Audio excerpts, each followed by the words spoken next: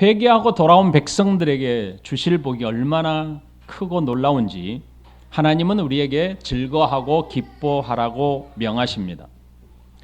하나님께서 허락하신 복은 단순히 사람만이 누리는 기쁨이 아닙니다. 백성들이 회복하게 되므로 그들이 살아가는 모든 환경이 더불어 복을 누리게 되었습니다.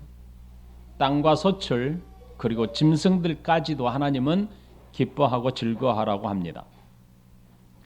하나님께서 주신 복들은 영원하지 않습니다. 이 모든 지상에서 받는 것들은 사실 유한한 것들입니다. 비록 영원하지는 않지만 그 순간순간 누리며 살도록 허락된 하나님의 선물입니다. 유한한 것들을 누리며 살도록 허락하신 하나님의 뜻과 의미가 담겨져 있습니다. 이 선물은 영원한 것을 사모하게 하는 도구였습니다. 그러므로 백성들이 누리는 복은 순간순간 감사함으로 누리며 살도록 주신 선물이지만 그것들을 통해서 영원하신 하나님, 영원한 나라를 갈망하게 되고 하나님을 사모하게 되는 도구인 것입니다.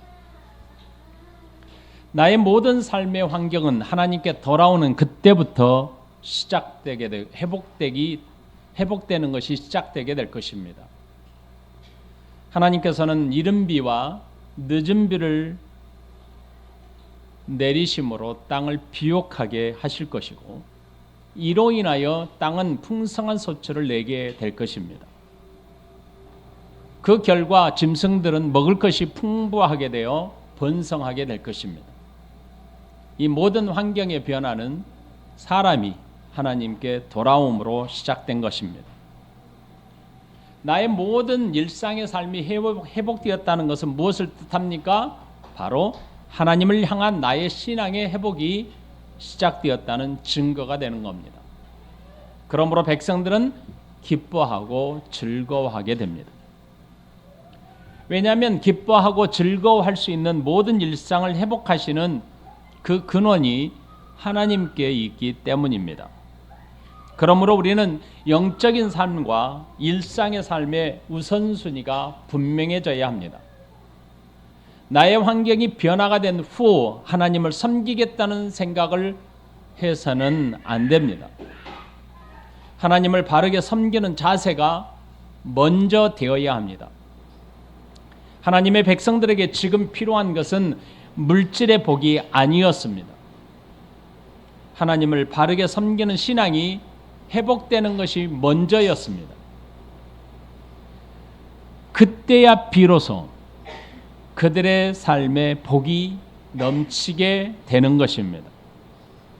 그래서 하나님께 돌아온 자들에게 허락된 복들은 순간순간 살아가면서 감사함을 누리며 살도록 허락된 하나님의 선물 아닙니까?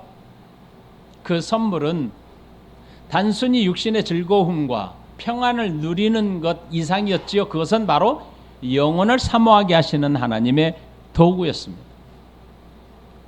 이제 하나님은 26절의 말씀을 통해서 앞에서 약속하셨던 그 풍성한 복에 대한 내용들을 다시 한번 재확인하십니다. 26절입니다. 너희는 먹되 풍족히 먹고 너희에게 놀라운 일을 행하신 너희 하나님 여호와의 이름을 찬송할 것이라. 내 백성이 영원히 수치를 당하지 아니하리로다. 이렇게 말씀하십니다.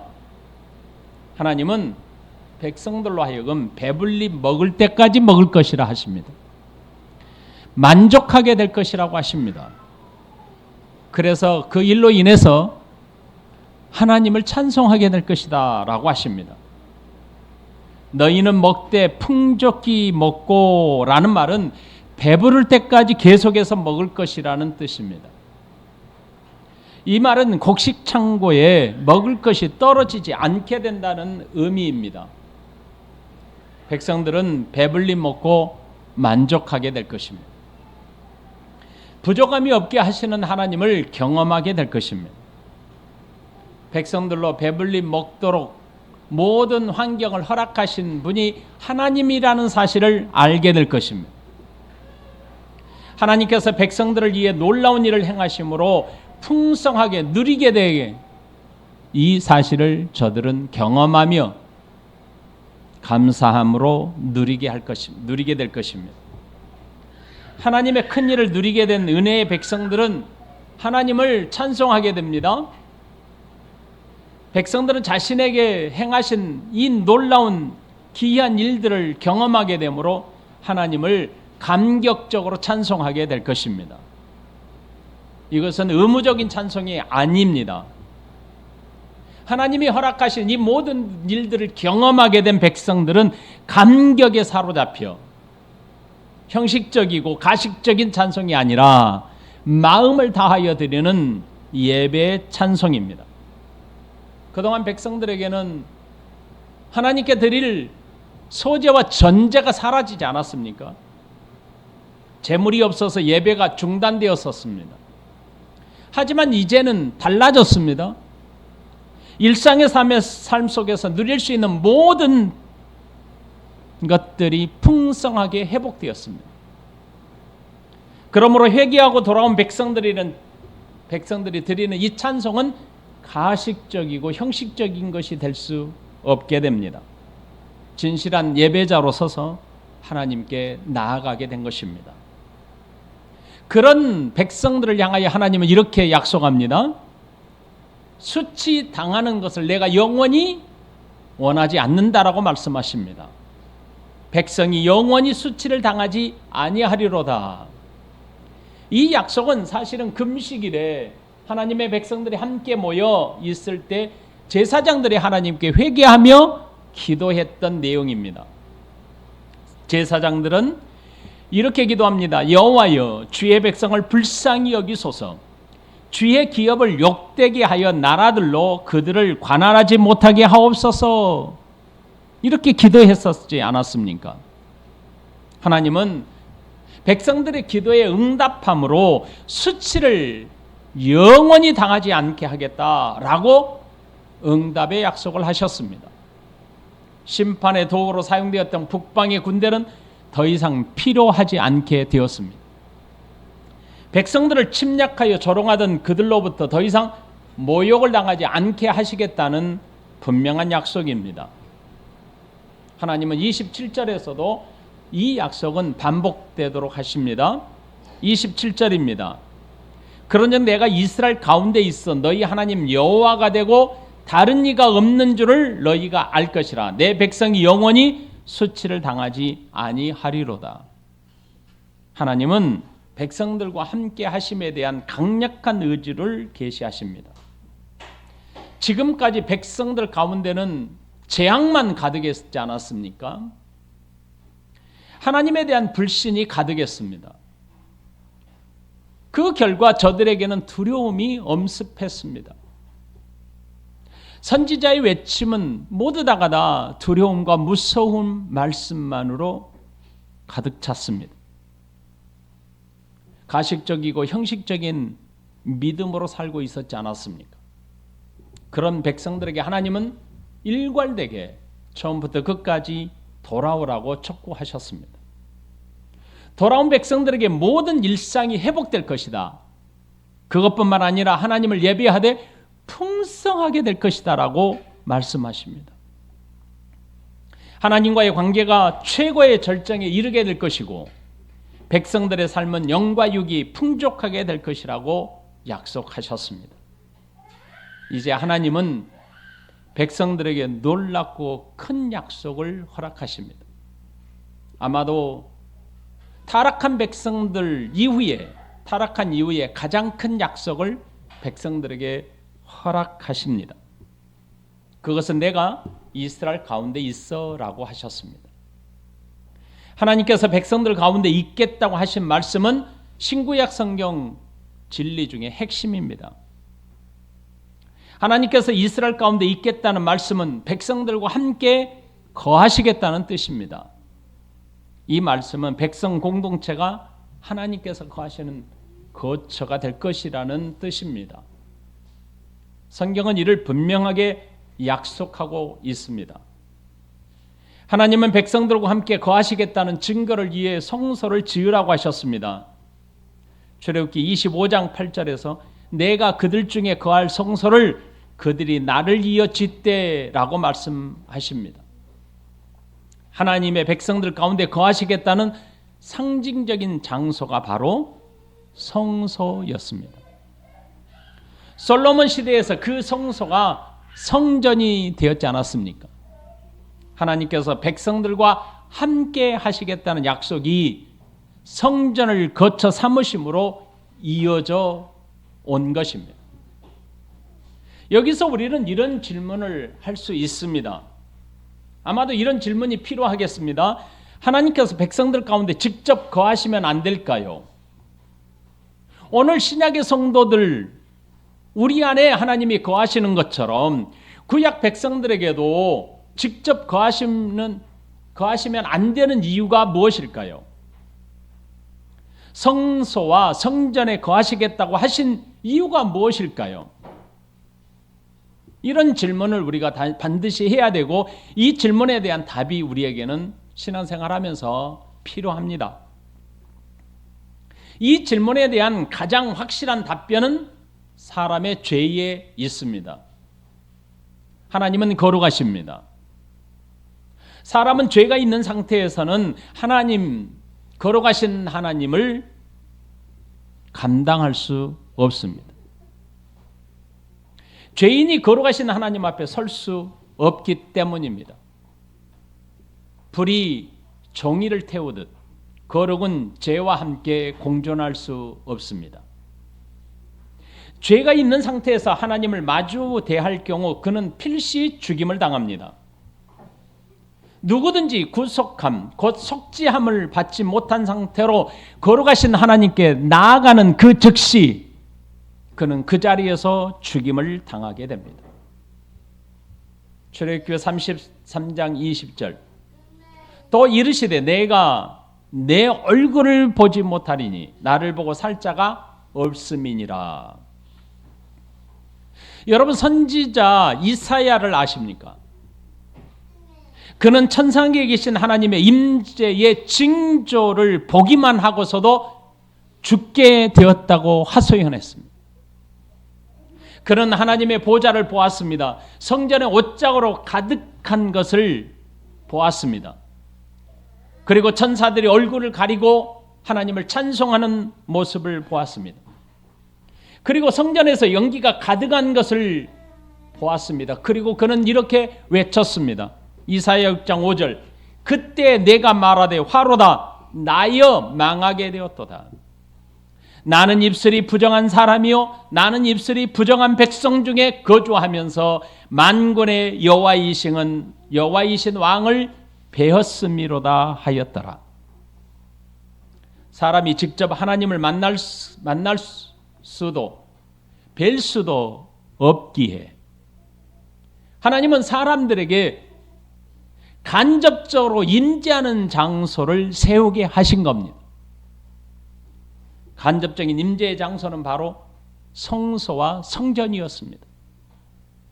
하나님께서 사람에게 직접 거하실 수 없기 때문에 성소와 성전이 필요했던 것입니다.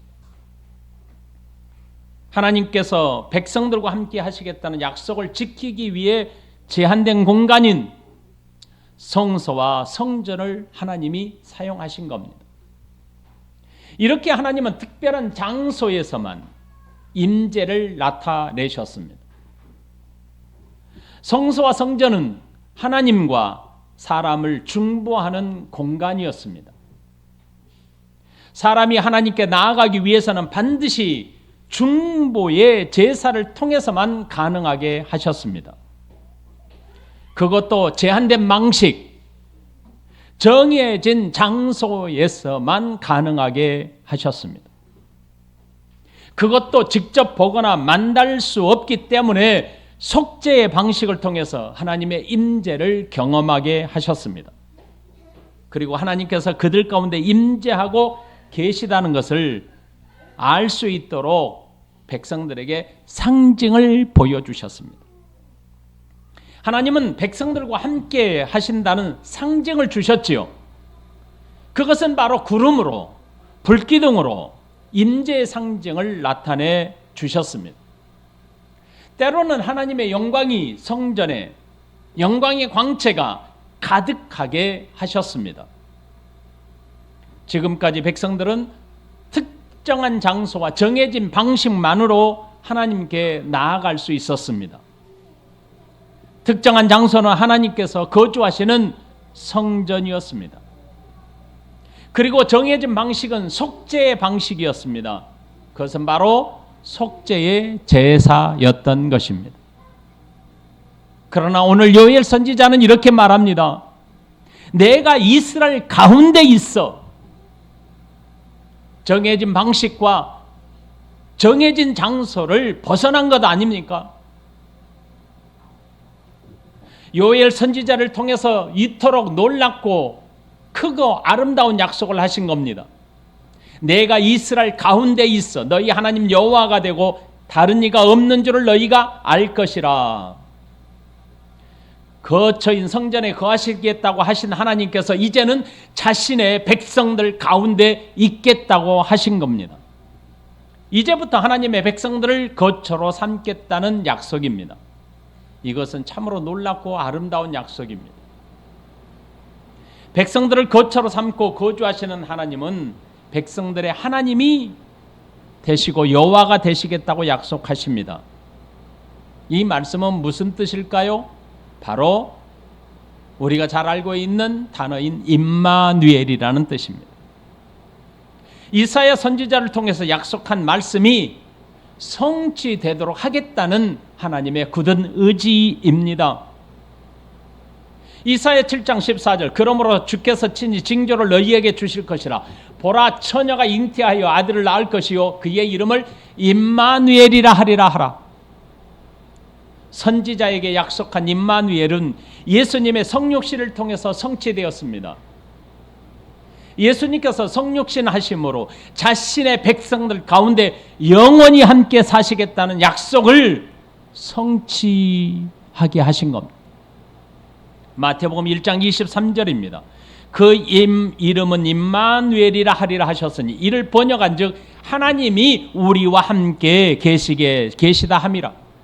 요한일서 1장 14절 말씀이 육신이 되어 우리 가운데 거하심에 우리가 그의 영광을 보니 아버지의 독생자의 영광이요 은혜와 진리가 충만하더라.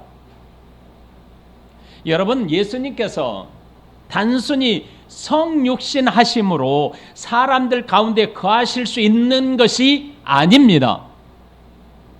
그러면 무엇이 필요할까요? 우리를 성전 삼고 우리와 함께 하시기 위해서는 반드시 먼저 해결되어야 할 것이 있습니다. 그것은 바로 아까 말씀드린 것처럼 죄입니다.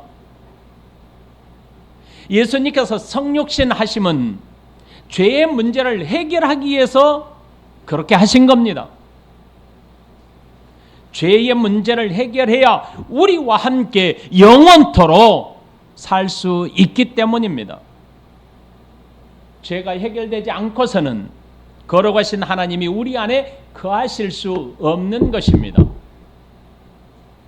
죄를 해결하기 위해서 구약에서 속죄의 방식을 통해서 하나님께 나아갈 수 있고 정해진 장소, 하나님의 임재의 거처였던 상징적인 장소였던 성전에서만 속죄의 방식을 통해서 하나님께 나아갈 수 있었습니다.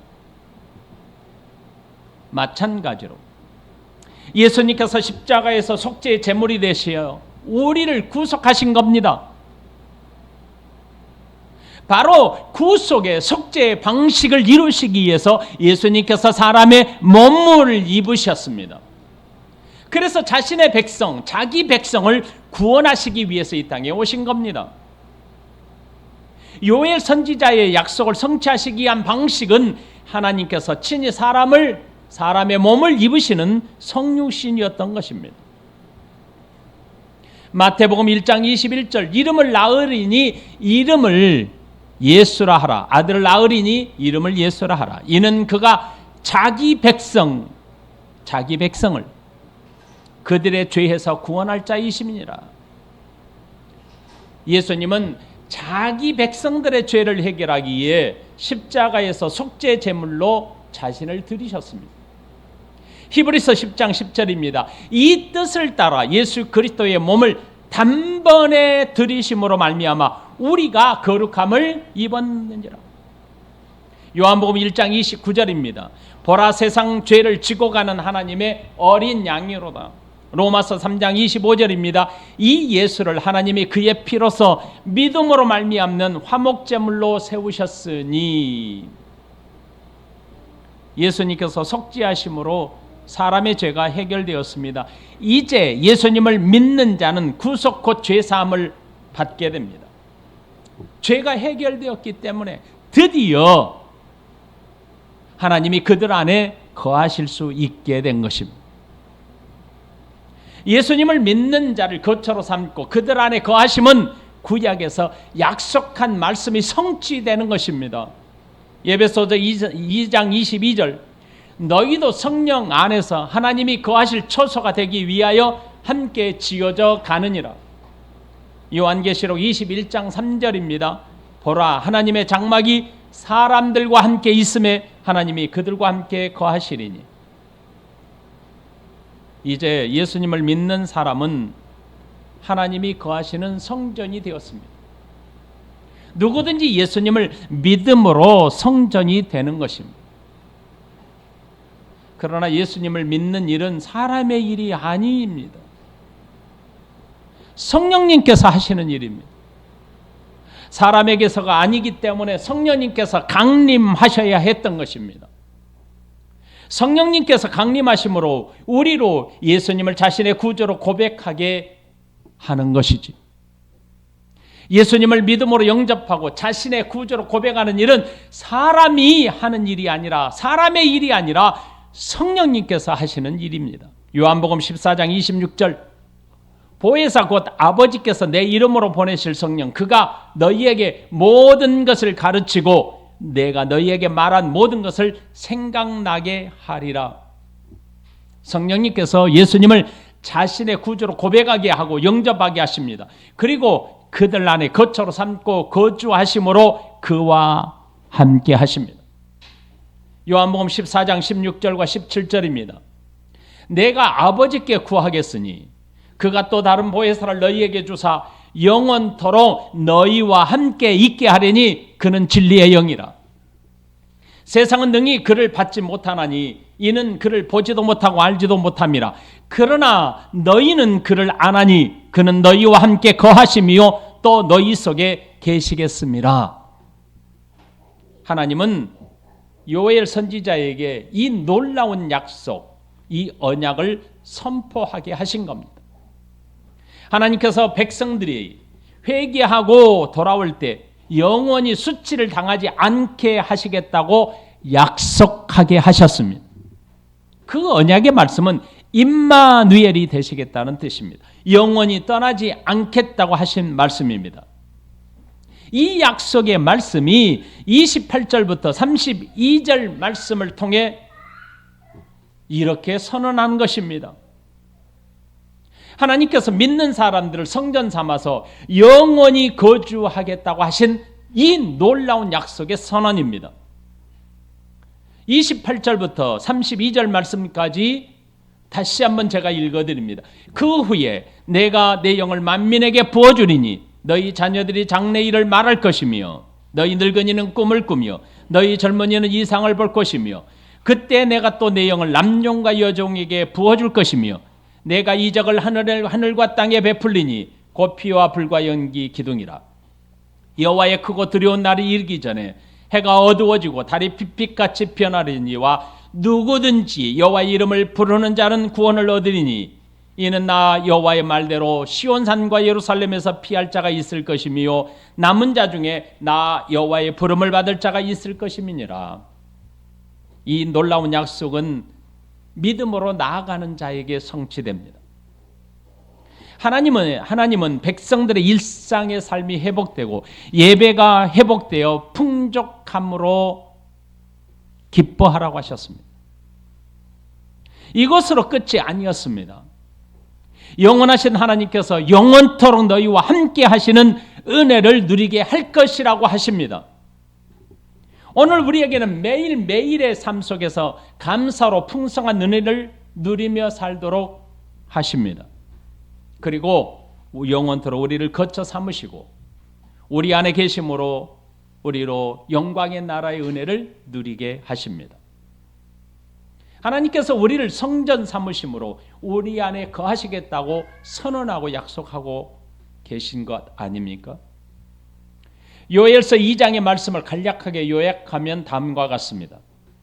하나님은 백성들을 영적인 잠에서 깨어나도록 부르셨습니다. 성전이 있는 시온에서 나팔을 불어 마지막 날인 재앙을 대비하게 하셨습니다. 그리고 회개함으로 하나님께 나오라고 하십니다.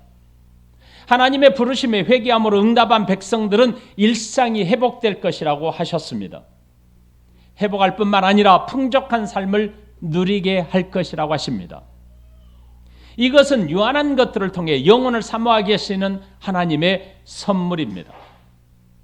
유한한 선물은 순간순간 감사함으로 누리도록 허락하신 하나님의 놀라운 선물이었던 것입니다. 하나님은 돌아온 백성들에게 주신 은혜의 복이 여기서 그치지 않게 하셨습니다. 영원토록 우리와 함께 하시겠다고 약속하십니다. 우리를 거쳐 삼으시고 영원히 떠나지 않겠다고 하셨습니다.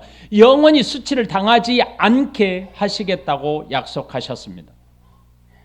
이 놀라운 약속을 성취하시기 위해 믿는 자들을 위하여 성령님께서 강림하실 거라고 약속하십니다. 그래서 하나님의 거처가 되는 백성들에게는 마지막 날에 두려움이 엄습하더라도 구원을 얻게 될 것이라고 선포함으로 이 장을 마무리합니다. 이제 말씀을 맺습니다. 하나님께 돌아온 백성들에게는 일상의 회복과 함께 영적인 삶이 회복됩니다. 땅도 짐승도 기뻐할 것입니다. 하나님의 백성들은 모든 것을 누리며 감사함에 살아가야 합니다. 우리로 감사하며 살도록 허락하신 하나님 앞에서 우리는 찬송하게 될 것입니다. 하나님은 찬송하는 백성들로 다시는 수치를 당하지 않게 하실 것입니다. 영원히 수치를 당하지 않도록 하겠다는 언약을 반드시 성취하시기 위하여 특별한 약속을 선언하셨습니다. 그 언약의 온전함을 위해서 하나님께서 백성들 가운데 계시겠다고 선언하셨습니다. 구약의 백성들과 함께 하시겠다는 약속은 성전과 성소에 거하심으로 보여주셨습니다. 왜냐하면 하나님께서 사람들 가운데 거하실 수 없고 성전에 임재하셔야만 했던 이유는 사람들의 죄 때문이었습니다. 사람의 죄가 해결되어야 하나님께서 영원토록 백성들 안에 거하실 수 있게 된 건 아닙니까? 그러므로 이 놀라운 약속을 성취하시기 위하여 예수 그리스도께서 사람의 몸을 입으시고 성육신 하신 겁니다. 예수님의 성육신은 속죄의 제물이 되어 사람의 죄를 해결하기 위함이었습니다. 사람의 죄를 해결해야만 우리 안에 거하시겠다는 약속이 성취되기 때문입니다. 예수님께서 십자가에서 대속하심으로 죄가 해결되었습니다. 하지만 믿음은 사람의 힘으로 되는 것이 아닙니다. 성령님이 아니고서는 누구든지 예수님을 구주로 믿을 수 없습니다. 고린도전서 12장 3절 그러므로 내가 너희에게 알리노니 하나님의 영으로 말하는 자는 누구든지 예수를 저주라 하지 아니하고 또 성령으로 아니하고는 누구든지 예수를 주시라 할 수 없느니라. 예수님께서 성취하신 속죄로 말미암아 사람의 죄가 해결되었고 사람의 죄가 해결되었기 때문에 백성들과 영원히 함께 하시겠다는 약속이 오늘 예수님을 믿는 저와 여러분들에게 이루어지게 된 것입니다. 이제 각 사람에게 하나님의 언약이 성취되도록 하기 위하여 성령님께서 강림하시지 않았습니까? 이 약속은 요엘 선지자를 통해서 언약하시고 약속하신 그대로입니다. 성령님께서 강림하심으로 임마누엘의 약속을 성취하신 겁니다. 그 결과 믿는 자를 성전 삼아 하나님께서 영원히 거하실 수 있게 된 겁니다. 이것은 하나님께서 약속한 임마누엘의 언약입니다. 그러므로 오늘 나는 하나님의 성전입니다. 하나님께서 거처로 삼으시고 거주하시는 성전입니다. 우리는 하나님의 임재가 머무는 자리입니다. 그러므로 우리는 하나님 중심으로 살아야 합니다. 몸과 마음도 하나님께서 원하시는 삶을 사는 것이 성전된 우리의 삶이 되어야 합니다. 성전의 최고의 기능이 무엇입니까? 성전에서 드리는 가장 큰 기능이 무엇입니까? 예배입니다. 내가 하나님의 성전이라면 나는 예배 드림이 내 최고의 가치입니다. 우리의 삶이 하나님께 드리는 예배가 되어야 합니다. 그러므로 로마서 12장 1절에 이렇게 우리에게 외치고 있습니다. 그러므로 형제들아, 내가 하나님의 모든 자비하심으로 너희를 권하노니 너희 몸을 하나님이 기뻐하시는 거룩한 산 제물로 드리라. 이는 너희가 드릴 영적 예배니라. 믿으시기를 바랍니다. 말씀을 그대로 받기를 바랍니다. 수천 년 전에 요엘 선지자를 통해서 약속하신 이 놀라운 약속이 예수 그리스도를 통해서 성령 강림을 통해서 오늘 우리에게 적용되고 성취되었음을 믿으시기 바랍니다. 그리고 내 안에 하나님이 계심과 동시에 나는 그분의 성전이 되었다는 사실을 확실하게 믿으시고, 내가 성전이라면 나의 최고의 가치, 나의 최고의 기능인 예배드림이 내 삶의 목적이라는 것도 고백하는 은혜의 성도가 되시기를 예수님의 이름으로 축복합니다. 같이 기도하십시다.